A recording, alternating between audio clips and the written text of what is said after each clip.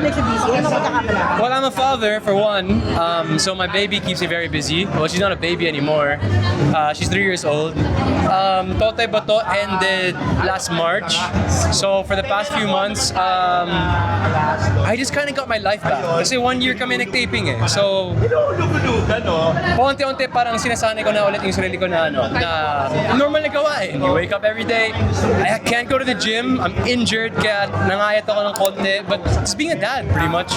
Diego, ano Kamusta ang pagiging tatay? Masaya, pare, masaya. Sobra. As in, walang, every week it's like she's going through a new phase. Ngayon, ang galing niya sumagot, ang galing na niya magmanipula para makuha niya yung gusto niya. Yung mga tantrums, kailangan mo na siyang turuan ng tough love. Hindi ako pwede lagi umuo sa kanya sa mga gusto niya. Masakit man, pero minsan kailangan mo tiisin kapag umiiyak, yung mga... Ano nagbago sa routine ng buhay mo? Siyempre, hindi ka na yung party boy, alam mo yung ganun. I wouldn't say that. I still know how to have fun. I wouldn't say that because that's a lie. But now, I wake up and there's a baby. I have to, give a.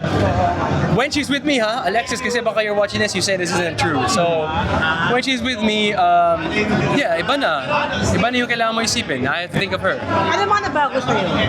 Mas responsable ba ngayon? My house is gonna be turned over tomorrow. So after 15 years in the industry, finally nakapagpatayo ako ng bahay. And it's gonna be heavily shown on social media because marami akong partners and sponsors with building my house. Modern Noble, shout out to you guys because you helped me so much.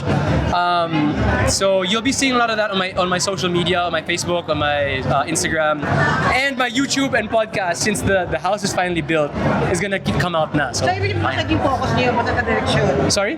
Mas naging focus mo sa ka-direction ba? I mean, you can't put it that way. I would put it in a way na for many years naman I've been trying to have, a better sense of direction, if you'd like to say.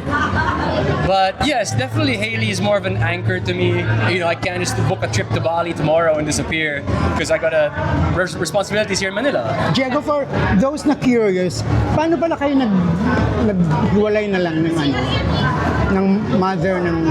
I don't think anyone's curious, pare.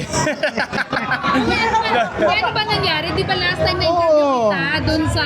Yeah, look, we sleep in the same room. We sleep next to our baby. Hindi ka naghiwalay. No. We're not together. We're co-parenting. Co-parent. So Anong setup nun? Parang... So this is the thing that people can't wrap their heads around. I've been on. I just came out on sila Tita Jano and Tita Ping's YouTube page, YouTube channel. We had a video together. Please, guys, if you haven't seen it, go watch it. In-explain ko nga, sa mga Filipino, siguro hindi sila lahat sanay sa co-parenting setup. But it works, because we're doing it right now and it's working for me. So, Eh di ba nung last nakausap kita, sabi mo gusto mo na siyang pakasalan? Yung sa Totoy Bato. that's a different girl. That's a different girl. I was may dating. bago ka na? You're dating me? I was, but not anymore, sadly. Ay, ano ba to? Iba ba tong iba? That's the same girl. I've been dating the same girl for the past year and like 6 months, but she broke up with me. So yung sinasabi mo gusto mo sana pakasalan ni Bato? Wala na siya. Tapos wala na rin? Wala na rin. So single ka uli niya? Yeah, I guess so. Kaya ka na ngayaya? You know what? I didn't think of it like that. Now you put it that way, I kind of feel like Hindi. baka nga. Hindi, syempre. Hey, minsan maybe there's a chance pa rin. I don't know.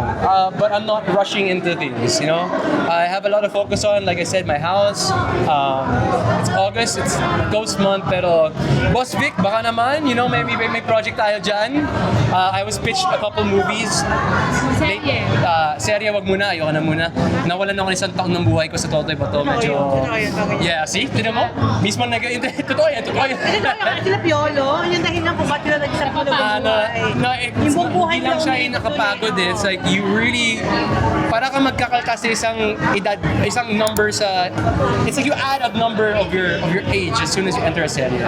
Although yeah, okay, meron kang araw-araw na ginagawang trabaho. Kung passion naman, pwede ka naman gumawa ng magandang pelikula eh.